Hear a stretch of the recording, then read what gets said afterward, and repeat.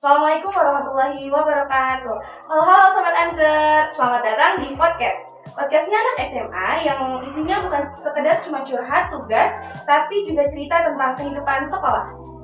Aku Syafira Aulia Zahra dari Seksi Bidang Kominfo sebagai host, dan hari ini kita bakal seru-seruan bareng Seksi Bidang Keagamaan.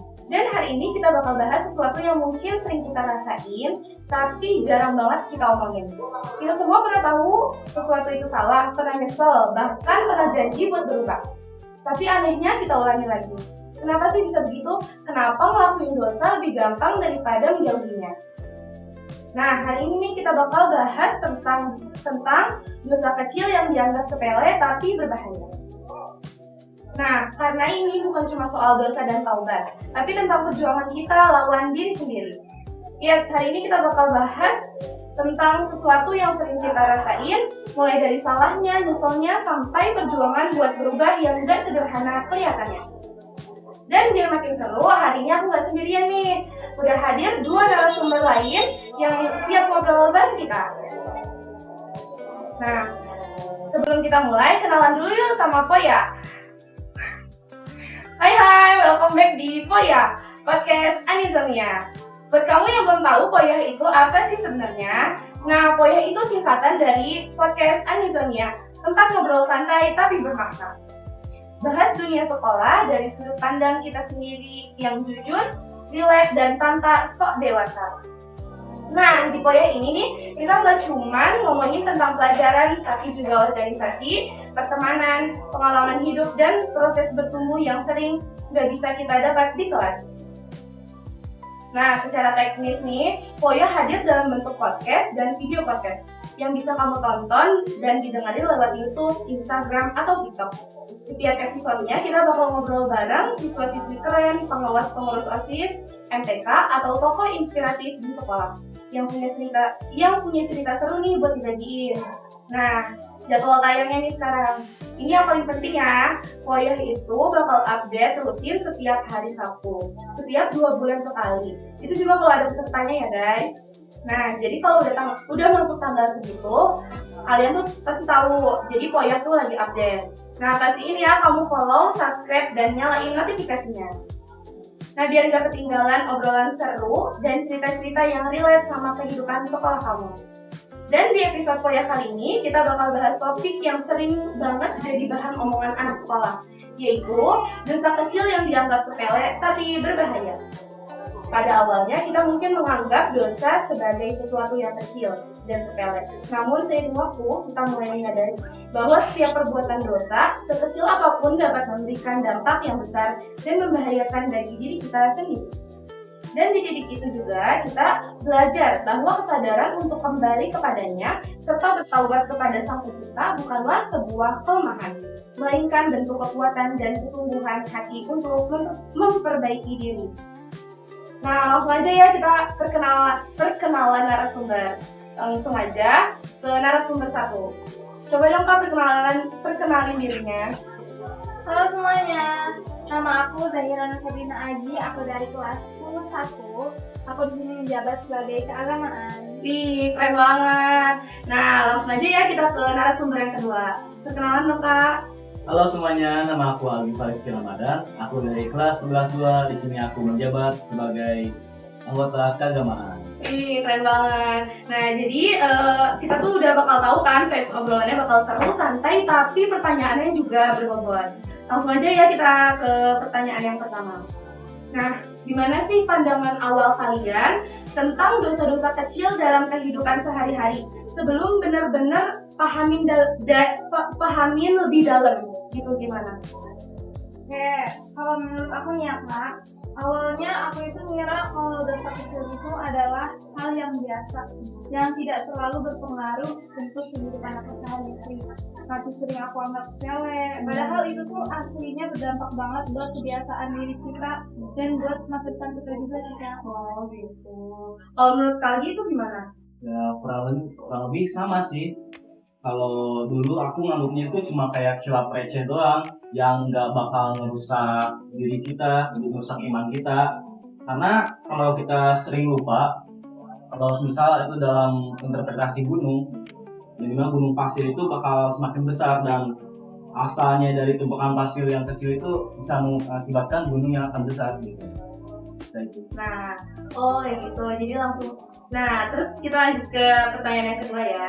Kalau dalam perspektif kalian, apakah dosa kecil yang dilakuin secara terus-menerus dapat berubah menjadi sesuatu yang berbahaya? Dan kenapa sih hal itu bisa terjadi? Boleh dong jelasin.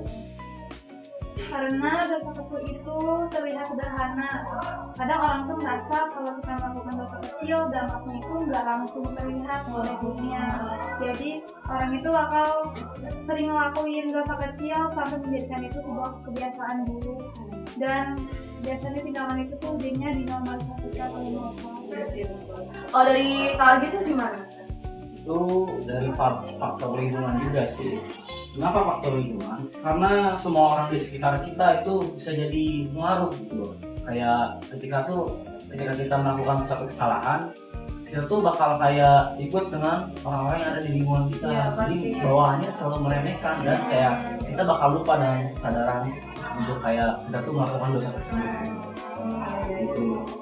Oke, lanjut ya. Ke penjelasan yang kedua. Dalam pandangan kalian, gimana sih cara seorang muslim itu yang seharusnya menyikapi ketika ia sadar bahwa dirinya tuh sering ngelakuin dosa kecil? Karena dosa kecil itu kan dosa yang sering tapi jarang banget dirasain kan. Nah, gimana cara seorang muslim tuh harus menyikapi gitu ketika ia sadar? Gimana? Awal-awal kita harus sering introspeksi diri sendiri, memperbaiki diri ke depannya sedikit demi sedikit. Terus memperbanyak ibadah lagi, mendekatkan diri kepada Allah. Kalau lagi gitu. Jangan panik.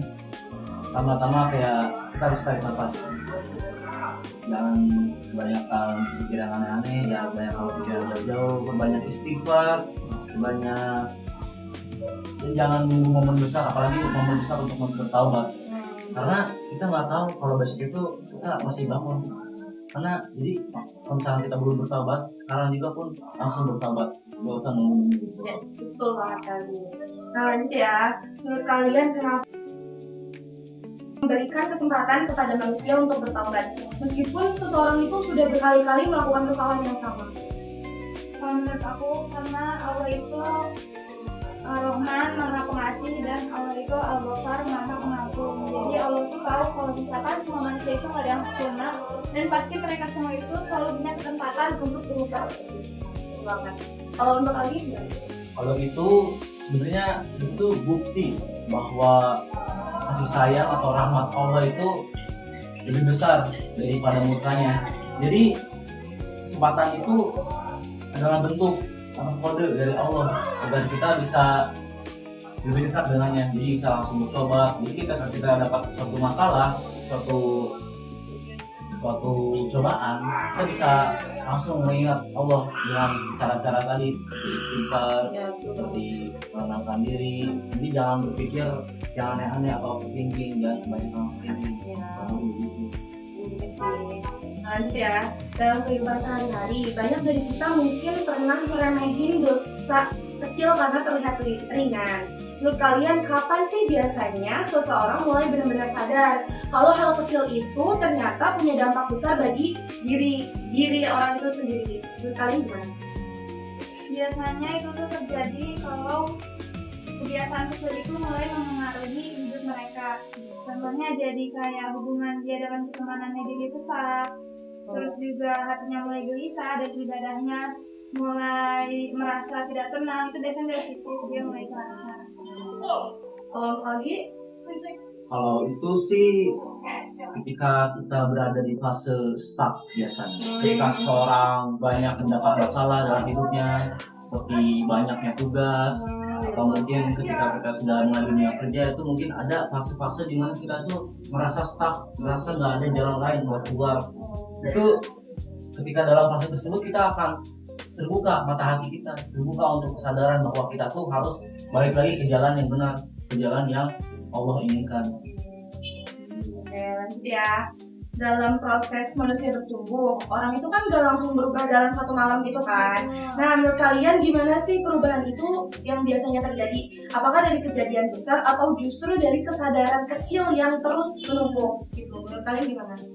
Kalau menurut aku perubahan itu bisa terjadi dari datangnya kesadaran dari pikiran orang yang membuat dia itu semakin berpikiran, jadi dia tuh mempunyai keinginan untuk berubah dari keburukannya yang lalu. Untuk lagi, Mungkin kejadian besar itu bisa jadi trigger yang langsung bikin kita sadar bahwa sesuatu hal yang besar itu bisa jadi kayak suatu kesalahan yang harus tidak boleh kita ulangi lagi, kan itu kejadian besar kan. ya betul. Tapi bahan bakar dari tersebut adalah pikiran-pikiran, kejadian kecil yang terjadi di pikiran kita. Jadi kalau kita berpikir sesuatu yang negatif, itu bisa jadi bahan bakar yang bikin kita jadi negatif juga. Makanya kita harus jauh-jauh dari pikiran seperti itu. Oh guys, nggak boleh terlalu overthinking ya. Nah lanjut ya. Kalau seseorang sudah terbiasa ngelakuin hal kecil yang kurang baik, menurut kalian apakah yang paling sulit untuk dihadapi ketika ia ingin berubah gitu? Gimana? Yang paling sulit itu adalah melawan rasa malasnya untuk berubah dan juga melawan lingkungan yang sudah terbiasa tinggal di kehidupan yang toksik, lingkungannya yang sudah seperti itu yang sudah dinormalisasikan, dan juga godaan untuk kembali melakukan kebiasaan buruk itu untuk menghilangkannya. Jadi lebih ke godaan gitu Iya. ya. Itu dari konsistensi atau istiqomah. Kita gampang untuk mulai di awal, tapi yang paling sulit itu ketika kita buat mempertahankannya, kita buat memperjuangkannya. Apalagi kalau lagi malas nih, ketika lagi malas kita butuh kekuatan istiqomah untuk tetap berada di tempat tersebut. Betul. Nah kalau dalam Islam itu kita kan diajarin ya kalau Allah itu maha pengampun dan selalu membuka pintu taubat. Nah menurut kalian tuh gimana sih perasaan seseorang yang akhirnya sadar kesalahannya dan ingin memperbaiki dirinya kembali kepada Allah? Pastinya ada rasa menyesal ya karena udah melakukan perbuatan yang kita udah lakukan sebelumnya. Ada rasa sedih juga dan juga bisa membuat hati lebih tenang untuk menjadi pribadi yang lebih baik lagi ke depannya. Benar sih kak. Lanjut untuk lagi. Itu campur aduk sih. Kayak ada rasa malu yang luar biasa, tapi dari sisi lain ada rasa yang kayak lega yang seakan-akan bikin kita tenang, bahwa seakan-akan aku baru nemu jalan pulang. Nah lanjut ya. Menurut kalian juga nih, apakah rasa takut kepada Allah dan harapan akan ampunannya bisa menjadi dorongan dalam proses seseorang untuk berubah dari kebiasaan yang kurang baik? Itu gimana? Itu benar karena kalau misalkan orang itu punya rasa takut, dia tuh jadi bikin dia tuh untuk lebih berhati-hati dalam kehidupan selanjutnya. Pasti rasa takut itu kadang bisa bikin kita bisa bikin kita sadar gitu loh kalau maksiat itu tuh perbuatan yang gak baik, dan itu kita bakal dapat kesadaran tersebut. Nah ya, menurut kalian gimana? Menurut kalian juga apakah rasa takut kepada Allah dan harapan untuk ampunannya bisa menjadi dorongan dalam proses seseorang untuk berubah dari kebiasaan yang kurang baik? Iya, karena tadi apakah Menurut kalian, apakah rasa takut kepada Allah dan harapan akan ampunannya bisa menjadi dorongan dalam proses seseorang untuk berubah jadi lebih baik? Ya, karena pasti kan kayak tadi aku udah bilang Iya, Allah betul. Maha Pengasih. Jadinya dia tuh pasti punya kesempatan untuk berubah. Itu menjadi sebuah dorongan dia. Oke, lanjut ya kita ke pertanyaan terakhir ya. Lanjut aja ya. Nah, apa yang biasanya bikin seseorang sadar dari kesalahan kecil yang sering dianggap sepele? Apa tuh yang biasanya bikin orang sadar gitu?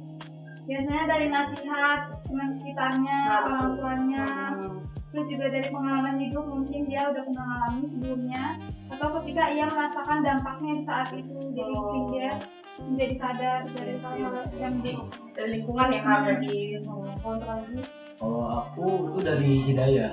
Hidayah itu bisa dapat dari mana aja.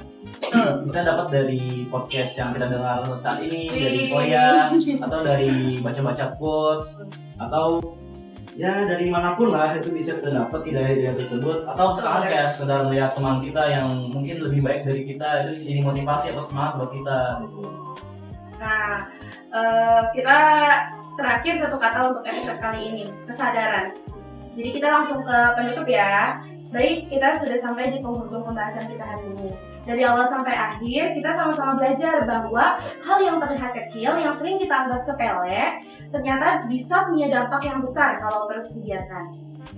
Karena pada akhirnya setiap manusia pasti pernah salah. Tapi yang membedakan adalah apakah kita berhenti di kesalahan itu atau kita bangkit dan menjadikan alasan untuk berubah menjadi lebih baik.